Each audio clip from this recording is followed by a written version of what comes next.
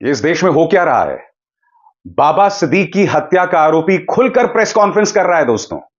Bharatiya Janata party सरकार ने इस देश की कानून व्यवस्था का मजाक बनाकर रख दिया है। आपके स्क्रीन पर यह है बाबा सिद्दीक की हत्या का आरोपी खुलकर एक व्हील चेयर में बैठ के प्रेस कॉन्फ्रेंस कर रहा है। पुलिस ने उसे पत्रकारों के सामने पेश कर दिया और यहां यह व्यक्ति कह रहा है कि किस तरह से बाबा सिद्दीक एक अच्छा आदमी नहीं था, उसके दाऊद इब्राहिम के साथ ताल्लुकात थे, उस पर मकूका लगा हुआ था और उसे मारना बहुत जरूरी था। इस इंटरव्यू में, इस प्रेस कॉन्फ्रेंस में वो ये भी कहता है कि हमारे दुनिया भर में जो हैं शूटर्स हैं, बेतहाशा शूटर्स हैं, इसके बाद किसको निशाना बनाया जाएगा वो नहीं जानता। मैं उसकी आवाज नहीं सुनाऊंगा दोस्तों, क्योंकि ये मेरा सिद्धांत नहीं है। रात भर मेरे मन में एक धर्म संकट चलता रहा, एक सवाल चलता रहा कि क्या मुझे इस व्यक्ति की आवाज सुनानी चाहिए या नहीं सुनानी चाहिए। एक तरफ यह व्यक्ति खुलकर प्रेस कॉन्फ्रेंस कर रहा है और दूसरी तरफ सत्येंद्र जैन को 2 साल के बाद मनी लॉन्ड्रिंग वाले मामले में बेल मिल गई है दोस्तों।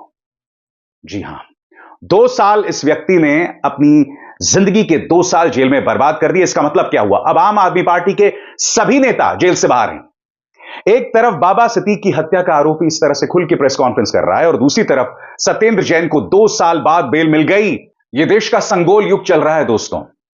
एक व्यक्ति को बगैर कारण 2 साल तक जेल में रखा जाता है और आप जानते हैं कि मनी लॉन्ड्रिंग वाले मामले में ईडी जब आप पर मनी लॉन्ड्रिंग का केस या पीएमएलए लगाता है तो बेल मिलना नामुमकिन होता है, नामुमकिन होता है।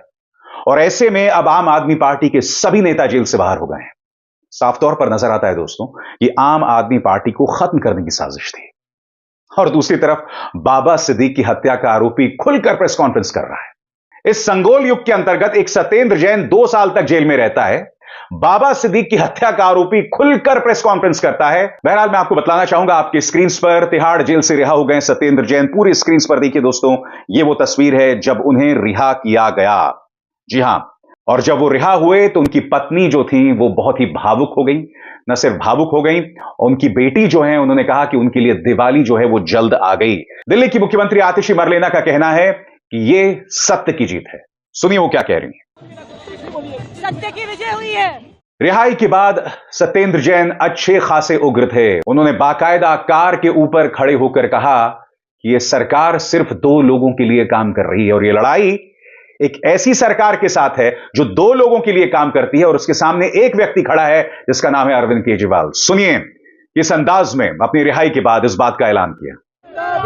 इस देश के सारे रिसोर्सेज को उठा के कुछ चुनिंदा लोगों को दिया जा रहा है। सब कुछ उठा के कुछ लोगों को तेरे अरविंद केजरीवाल उसके खिलाफ लड़ रहे हैं। कहते जनता के लिए करूंगा, जो करूंगा सबके लिए करूंगा।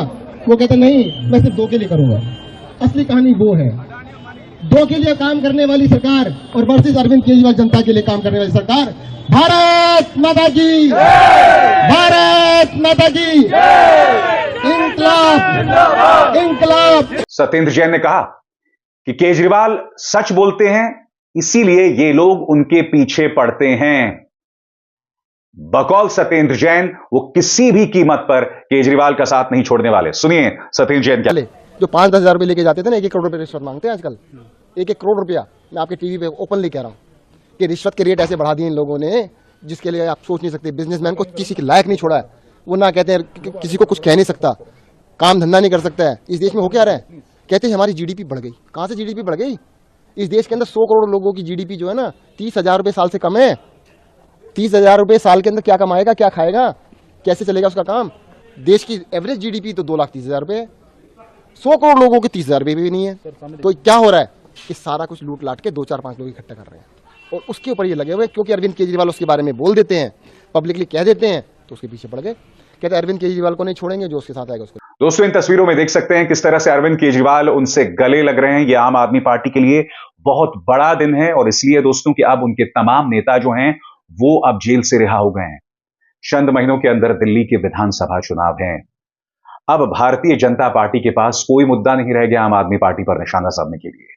भारतीय जनता पार्टी इस मुद्दे पर जितनी भी स्पिन देते रहे, क्योंकि मैं आपको बतलाना चाहूंगा, इससे पहले सत्येंद्र जैन को मेडिकल ग्राउंड्स पर बेल मिलती थी और अब पीएमएलए के मामले में, और जैसे कि मैंने आपको बताया दोस्तों, इस मुद्दे पर बेल मिलना नामुमकिन होता है। अरविंद केजरीवाल सवाल पूछ रहे हैं कि भाई किस आधार पर तुमने इस व्यक्ति को जेल में रखा?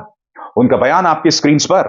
सत्येंद्र जैन को भी 2 साल से ज्यादा जेल में रहने के बाद बेल मिल गई। इनका कसूर क्या था? इनके यहां कई कई बार रेड हुई, एक पैसा भी नहीं मिला। इनका कसूर सिर्फ इतना था कि इन्होंने मोहल्ला क्लिनिक बनाए और दिल्ली के सभी लोगों का पूरा इलाज मुफ्त कर दिया। मोहल्ला क्लिनिक बंद करने के लिए और गरीबों की फ्री इलाज रोकने के लिए मोदी जी ने इन्हें जेल में डाल दिया। लेकिन भगवान हमारे साथ हैं और आज इन्हें रिहा कर दिया गया। मनीष सिसोदिया दिल्ली के पूर्व उप मुख्यमंत्री भी उग्र हैं। वो सीधा प्रहार प्रधानमंत्री नरेंद्र मोदी पर कर रहे हैं और कह रहे हैं, माफी मांगिए प्रधानमंत्री नरेंद्र मोदी। क्या कह रहे हैं मनीष सिसोदिया, आइए सुनते हैं। भारतीय जनता पार्टी ने कुचक्र करके, षड्यंत्र करके, क्योंकि उनको डर लग रहा था कि अगर अरविंद केजरीवाल जी की सरकार इसी तरह से दिल्ली के लोगों की स्वास्थ्य सेवाओं को ठीक करती रही तो दिल्ली नहीं पूरे देश में लोग बीजेपी से भी क्वेश्चन पूछने लगेंगे कि भाई अगर सत्येंद्र जैन और अरविंद केजरीवाल जी दिल्ली के अस्पतालों को ठीक कर सकते हैं तो आप गुजरात के, उत्तर प्रदेश के अस्पतालों को ठीक क्यों नहीं कर रहे? आप बाकी राज्यों के जहां आपकी सरकारें वहां के अस्पतालों को, सरकारी अस्पतालों को ठीक क्यों नहीं कर रहे? ये बात पूछने लगेंगे। इसलिए सत्येंद्र जैन जी को गिरफ्तार किया गया। कुछ नहीं मिला उनके खिलाफ तो 4-4 बार उनके घर पे ईडी की रेड की, भारतीय जनता पार्टी ने ईडी की रेड कराई उनके घर पे, लेकिन उसके बावजूद उनके घर से एक पैसा नहीं मिला, एक कागज नहीं मिला। झूठे आरोप में, झूठे षड्यंत्र के तहत पीएमएलए कानून लगा के उनके ऊपर उनको जेल में रखा गया। ये भारतीय जनता पार्टी की बहुत बड़ी साजिश थी। आज भारतीय जनता पार्टी की पूरी साजिश का पर्दाफाश हुआ है क्योंकि सत्येंद्र जैन जी के खिलाफ कुछ नहीं निकला। आज ऑनरेबल कोर्ट में खुद यह ऑब्जर्व किया गया कि इस केस में अभी तो पता नहीं कितना समय लगेगा। क्यों समय लगेगा? क्योंकि कुछ मामला तो है नहीं। अब इधर उधर से भानुमति का कुनबा जोड़ जोड़ के कोई झूठा केस बना रखा है। तो आज मोदी जी को, भारतीय जनता पार्टी को सत्येंद्र जैन जी से माफ़ी मांगनी चाहिए उनके इतने सारे दिन खराब करने के लिए। और सिर्फ सत्येंद्र जैन जी से नहीं, आज मोदी जी को और भारतीय जनता पार्टी को दिल्ली के लोगों से माफ़ी मांगनी चाहिए क्योंकि सत्येंद्र जैन जी के जेल में जाने से सरकारी अस्पतालों में जो काम इतनी तेज़ी से चल रहा था उसका नुकसान हुआ है। सत्येंद्र जैन जी के जाने से मोहल्ला क्लिनिक में जो काम चल रहे थे उनका नुकसान हुआ है।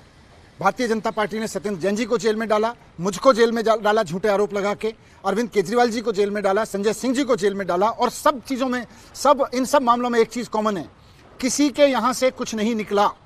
सिर्फ झूठे आरोप भारतीय जनता पार्टी ने लगाए और उनकी वजह से उनकी ईडी ने पकड़ के लोगों को जेल में डाला। मुझको भी झूठे आरोपों में डाला, मेरे यहाँ से कुछ नहीं मिला। अरविंद केजरीवाल जी के यहाँ से कुछ नहीं मिला, उनको भी जेल में डाल दिया। संजय सिंह जी के यहाँ से कुछ नहीं मिला, उनको भी जेल में डाल दिया। सत्येंद्र जैन जी के यहाँ से कुछ नहीं मिला, उनको भी जेल में डाल के रखा इतने लंबे समय तक। केवल एक ही मकसद था, दिल्ली के लोगों के काम रोकना। दोस्तों, मैं जानता हूं कि आपके जहन में सवाल होगा कि भाई ये पूरा मुद्दा क्या है। तो चलिए आसान और सरल शब्दों में मैं आपको समझाना चाहता हूं। दिल्ली सरकार के पूर्व मंत्री और आम आदमी पार्टी के नेता सत्येंद्र जैन को मनी लॉन्ड्रिंग मामले में दिल्ली की राउज एवेन्यू कोर्ट ने जमानत दे दी है। सत्येंद्र जैन को 30 मई 2022 को ईडी ने गिरफ्तार किया था। हालांकि 26 मई 2023 में सुप्रीम कोर्ट ने सत्येंद्र जैन को मेडिकल ग्राउंड पर अंतरिम जमानत दे दी है। उनकी बेटी कहती हैं कि उनकी दिवाली समय से पहले आ गई। दोस्तों, आप जानते हैं कि न सिर्फ राजनीतिक विरोधी बल्कि जो पत्रकार सत्ता से सवाल करते हैं उनका इलाज इस सरकार के पास है। या तो उन्हें आतंकवाद की धाराओं में बंद कर दिया जाता है या फिर उन पर पीएमएलए एक्ट का इस्तेमाल होता है, यानी prevention of money laundering act. और इन दोनों ही मामलों में आप जानते हैं बेल मिलना नामुमकिन है। एक तरफ सत्येंद्र जैन 2 साल तक जेल में रहते हैं और दूसरी तरफ बाबा सिद्दीक की हत्या के आरोपी खुलकर प्रेस कॉन्फ्रेंस कर रहे हैं। खुलकर प्रेस कॉन्फ्रेंस कर रहे हैं। दोस्तों, मजाक बनाया जा रहा है कानून के निजाम का। अभिसार शर्मा को दीजिए इजाजत। नमस्कार।